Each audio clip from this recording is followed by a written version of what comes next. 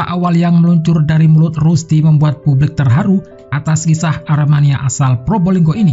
Bagaimana tidak, Rusdi mengaku bahwa ia tidak ingin pulang sebab menunggu 3 orang temannya yang sudah meninggal karena tragedi Kanjuruhan.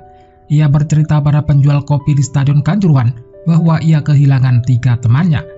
Ternyata, pengakuan Rusdi ini merupakan sebuah prank belaka.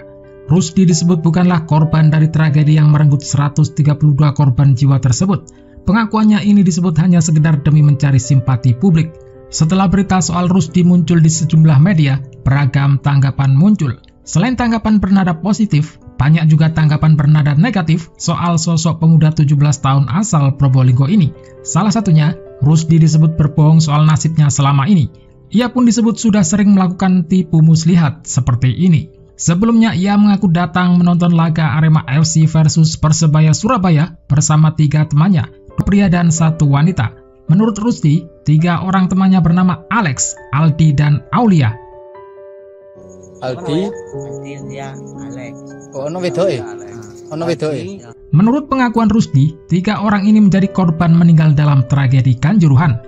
Namun setelah ditelusuri, tak ada nama Alex, Aldi, dan Aulia dalam daftar korban meninggal pada tragedi Kanjuruhan.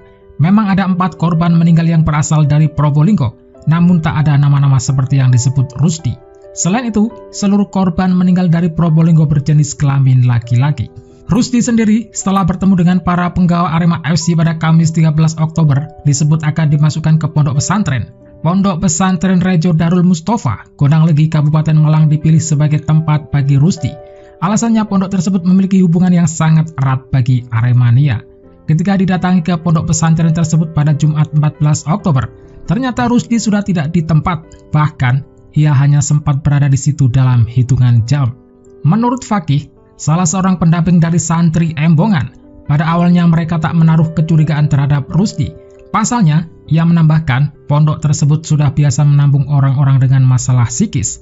Namun, kemudian kami mendapat kabar dari teman-teman di Probolinggo bahwa Rusdi memang sering menghilang dan menggelandang kemana-mana.